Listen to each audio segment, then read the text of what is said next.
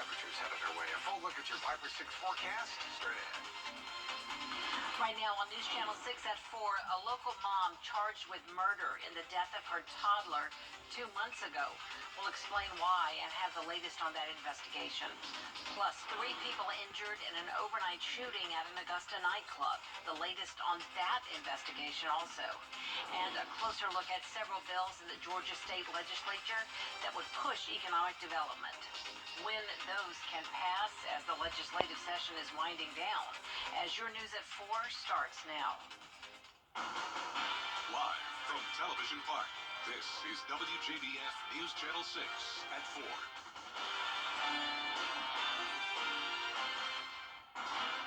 Good afternoon, everyone. Thank you so much for joining us. I'm Jenny Montgomery. Coverage you can count on begins at 4 with murder charges for an Aiken County mother who was arrested in January. The coroner says her toddler daughter had drugs in her system when she died. Alexandra Howell is in the Aiken County Jail charged with murder, homicide by child abuse, and child abandonment. News Channel 6's Renetta Dubose is live tonight from the Aiken County Sheriff's Office. Renetta? Jenny, fentanyl poisoning. That's the official cause of death for Alexandra Howell's 1-year-old. There were 2 other children in the home also exposed to drugs. Now, Howell sits in jail this afternoon. The Child Advocacy Center of Aiken County deals with these types of cases. Mary Ann Burgess tells us they work with the non-offending family members to take children through a series of therapy sessions. She says abused and neglected kids may not want to share their feelings once in a new home. Changes in behavior. So if, let's say, little Susie is normally very calm, very, agreeable, and all of a sudden her behaviors change, where she's easily agitated. Now, Howell's murder charge carries a 20 years to life sentence if convicted. Her first court appearance is May 5th. Live in Aiken, Renetta Dubose, WJBF News Channel 6. Thank you so much for that live report, Renetta. Investigators are searching for a suspect after 3 people were shot overnight in an Augusta nightclub. That shooting happened around 2 o'clock this morning at Level 9 nightclub on Damascus Road. Investigators say a deputy who was working at the club at the time heard a gunshot. He found 2 victims, both female. One was shot in the back, the other shot in the thigh. They were taken to the hospital. A man was also shot in the lower back. He drove himself to the hospital. No word yet on any suspect or the conditions of those victims. Emergency responders across the CSRA are working to establish a safe response to violent emergencies. It's part of the Augusta Strong initiative.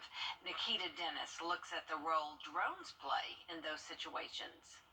The FFA gave a drone awareness briefing Monday at Doctors Hospital to new and current drone owners, helping them become more aware of the safety precautions of operating a drone. Certain situations on what to do when you get in that situations, or how to apply for waivers, just how to take care of drone around different environments.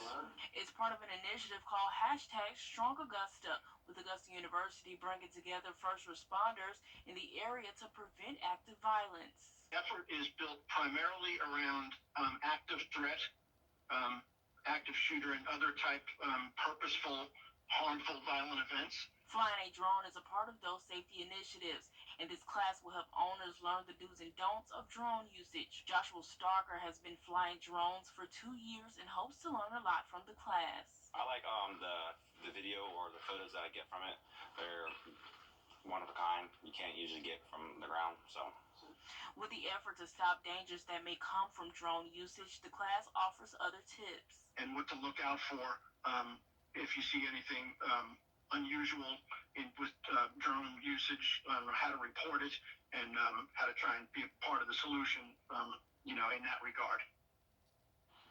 Ryan also says they're always looking to host classes on these topics for organizations and events throughout Augusta. It is time now for our first check of our forecast, and for that, we turn to Chief Meteorologist Tim Miller.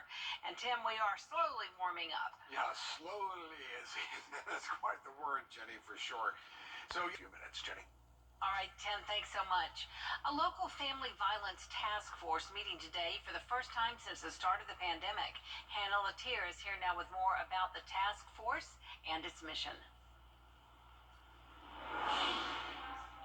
Improve communication among different local agencies in the area when it comes to domestic violence cases to improve prevention and treatment of domestic abuse, and to help educate the community on the topic and to make abusers more accountable. Representatives from Richmond and Columbia County law enforcement and government agencies, as well as domestic violence nonprofits, were at the meeting. Domestic abuse survivor Rebecca Alawa shared her story as a testament to how anyone can be affected by this and how we need systemic and societal change. And government leaders want you to know that they're there to help.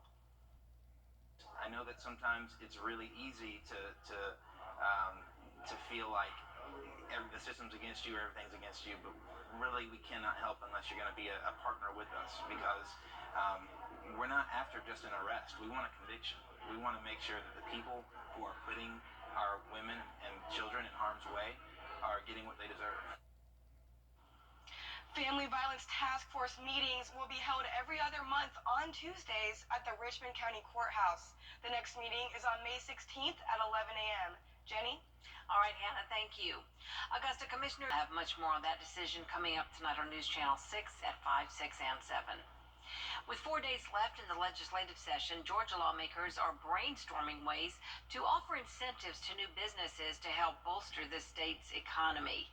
Some lawmakers say continuing to offer tax incentives to lure businesses would help create more jobs in Georgia.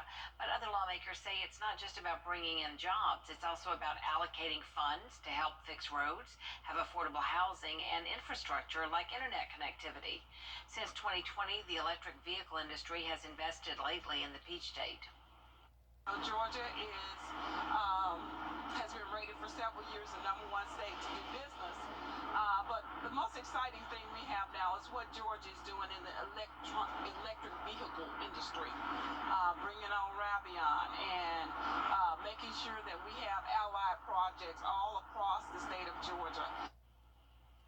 Georgia has added 17,000 jobs since 2022, according to the Department of Labor. A bill in South Carolina is raising a lot of eyebrows. It would allow a mother who gets an abortion to be charged with murder. We'll have more details on that bill coming up next on News Channel 6 at 4.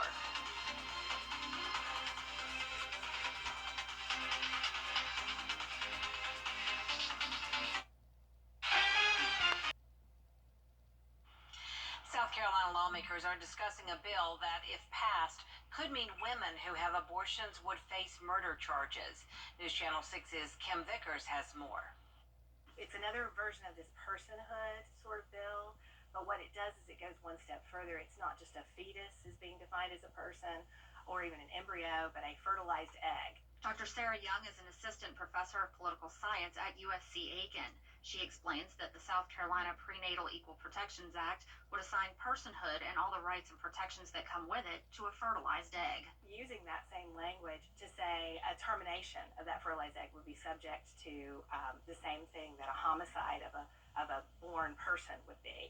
Under the bill, currently in the House Judiciary Committee, women could be convicted of murder by abortion and subject to up to 30 years in prison or face the death penalty. Karen Sisk with the League of Women Voters says she's alarmed that this is even being considered. Say that women should be punished by death is unbelievable because of that, and also because women don't get pregnant by themselves. State Representative Rob Harris of Spartanburg, who sponsored the bill, says it's about defining when life starts and respecting the sanctity of life. However, several Republicans who previously co-sponsored the bill have withdrawn their support, saying they don't want to see women criminalized for having an abortion. Senate Majority Leader Shane Massey doesn't believe the bill will pass. It's just a rogue thing that's going on over there. It's not going to have support in the House, I suspect. It certainly wouldn't have support over here. I mean, there's no way South Carolina's going to do that. In Aiken, Kim Vickers, WJBF, News Channel 6. The Speaker of the House says the House does not plan to take this bill up and that it would be considered dead on arrival. Don't go away. Chief Meteorologist Tim Miller's up next with a look at your forecast. Keep it right. I'm attorney Jamie. On Saturday, but notice those temperatures, Jenny, in the 70s. Don't see any big cold air. Yeah, all right. I like that. Thank you so much, Tim. Students at Grovetown Elementary School, excuse me, got a chance to learn about their next academic chapter at the inaugural Forecast Your Future Career Day. The event included students from Grovetown and Harlem high schools who presented display booths representing each of the career pathways available in the Columbia County School District. The principal says the older students make the fair easier for the kids to understand. I think it's really important for us to use high school students. As an elementary student, you can really relate to someone that's closer to your age rather than someone that is already in the profession. It's preparing our students to make choices for when they go into high school, that they're prepared for the next step. For an extended look at this story, just go to our website, wjbf.com. A big award for a local doctor. A closer look at the groundbreaking work she's doing and the award she's getting. For News Channel 6 at 4 continues. It sounded like Sundays at 8 on BTV, WJBF 6.2. a local physician is being honored by the American Medical Women's Association. Dr. Betty Sue Pace will receive the 2023 Woman in Science Award for her exceptional contributions to medical science.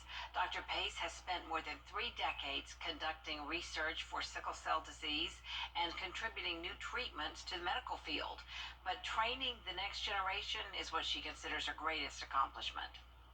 We have an NIH-funded training program called the PRIDE program, and we've trained over 114 junior faculty, young people who want to practice hematology, who wants to do research on sickle cell disease. So we teach them how to write grants, how to improve their career path to become successful physician scientists.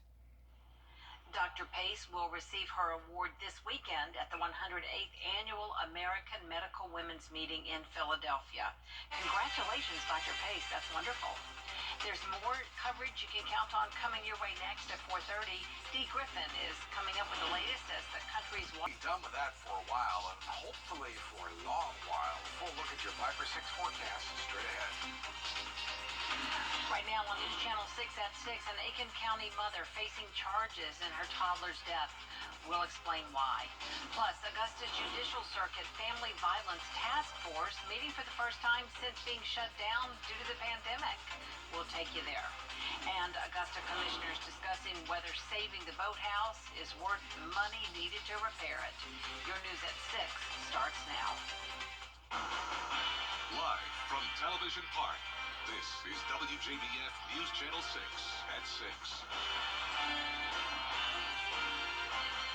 Good evening, everyone. I'm Jenny Montgomery. Thank you so much for joining us. Coverage you can count on continues now with sad news tonight and the loss of a longtime public servant. Former Grovetown Mayor Dennis Trudeau has died.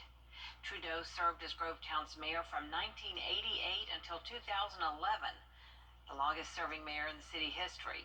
He also served in the Canadian Army as a paratrooper in World War II, fighting on the beaches of Normandy on D-Day. He was awarded the Legion of Honor in 2021. Trudeau was 97 years old. An Aiken woman arrested back in January is facing now upgraded charges after a coroner's report shows drugs in her child's system.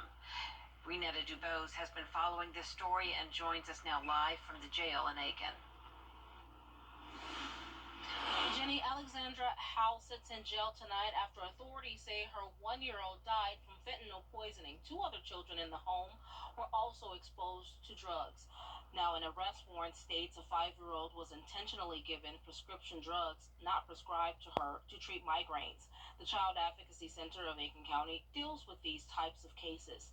Marianne Burgess tells us they work with the non-offending family members to take children through a series of therapy sessions. She says abused and neglected kids may not want to share their feelings once in a new home. Changes in behavior. So if, let's say, little Susie is normally very calm, very, agreeable, and all of a sudden her behaviors change, where she's easily agitated. Now, Howell's murder charge carries a sentence of 20 years to life if convicted. Her first court appearance is on May 5th. Live in Aiken, Renette DuBose, WJBF News Channel 6. It is time now for our first check of the forecast with Chief Meteorologist Tim Miller. Tim, turned into a beautiful day today. Yeah, it really did. It was a little warmer today than it was yesterday. And Wjbf News Channel 6. The Augusta Judicial Circuit Family Violence Task Force had its first meeting today since the start of the pandemic. This comes at a time when multiple domestic violence crimes have happened in our community in the past week. Hannah Latier joins us now with more. The goals of this task force are to improve communication among different local agencies when it comes to domestic violence cases, to improve prevention and treatment of domestic abuse, to help educate the community on the topic, and to make abusers more accountable. Representatives from Richmond and Columbia County law enforcement and government agencies, as well as domestic violence nonprofits, were at the meeting.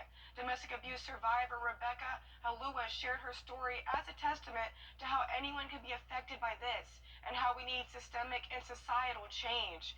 And government leaders want you to know that they're there to help. I know that sometimes it's really easy to feel like the system's against you, everything's against you, but really we cannot help unless you're going to be a partner with us, because we're not after just an arrest. We want a conviction. We want to make sure that the people who are putting our women and children in harm's way are getting what they deserve. Family Violence Task Force meetings will be held every other month on Tuesdays at the Richmond County Courthouse.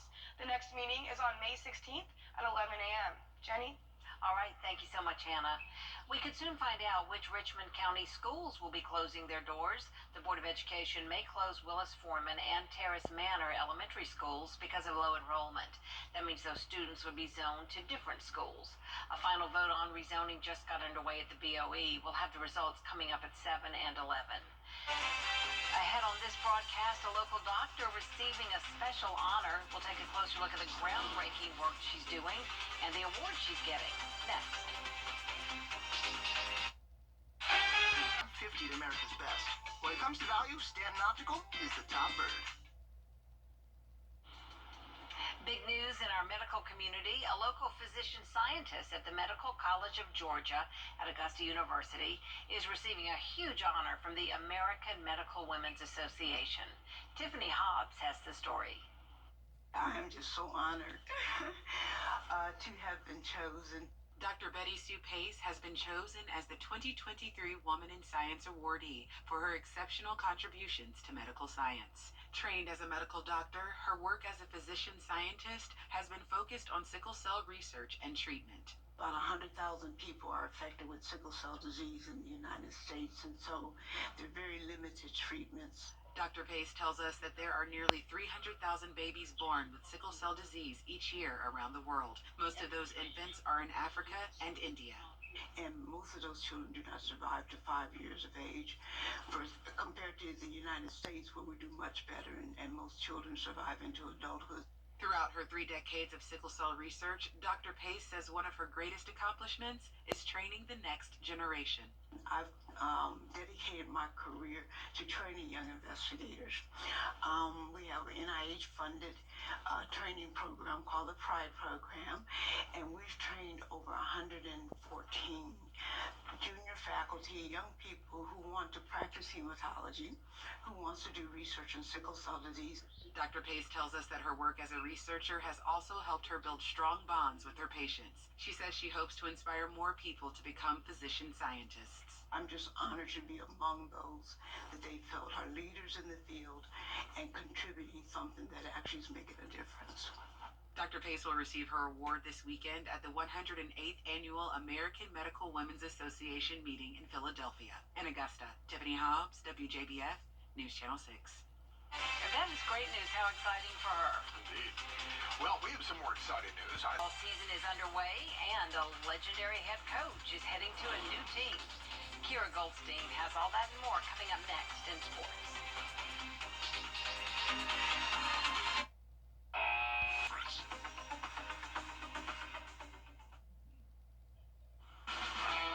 Now, WJBF sports coverage you can count on. I know we're right in the middle of March Madness, but we can't forget that baseball season is also underway. Let's take a look at some big matchups happening tonight. Clemson and South Carolina both have games happening now that just recently began. The Clemson Tigers are hosting Winthrop as they look to battle back from a series loss to Duke. And 11th ranked South Carolina is on the road facing the Charlotte 49ers. Now the Gamecocks are 20-1 on the season, with their only loss ironically being to Clemson. Both of these games are still in the first inning. Clemson in the bottom and South Carolina in the top of the inning. But I'll have score updates for you at 11.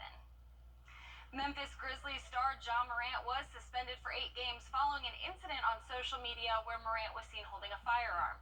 The NBA suspended him for, quote, conduct detrimental to the league, and Morant sought counseling at a center in Florida. He met with press today to discuss the recent events and emphasize the importance of getting the help he needs. A lot of people don't know what's, going on, not in my shoes right now with, everything that's been going on as of late. Obviously, it's still, like I said, take responsibility for, decisions I've made that pretty much, hurt me to the core.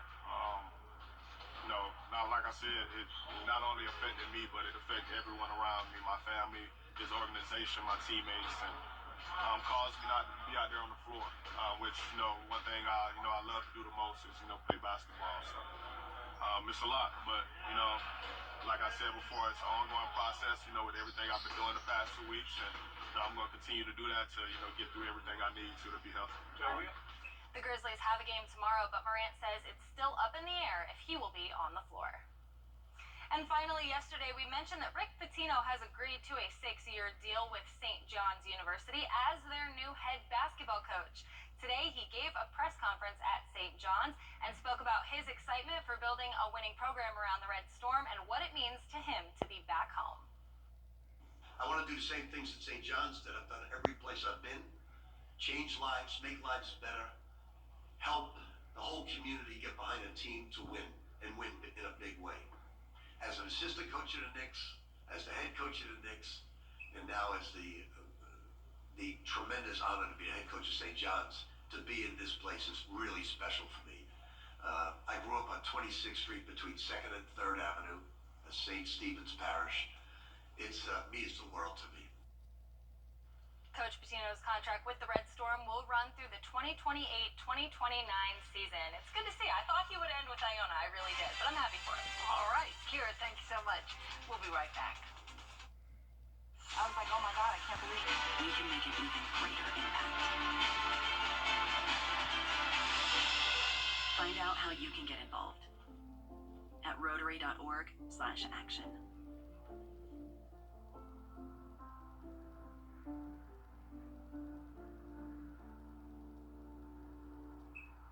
A big thanks to everyone for joining News Channel 6 and the Caring for Carolina partners for the Giving Gown. Your prom dress donations will help girls throughout the CSRA create memories that will last a lifetime. Thank you for all your support.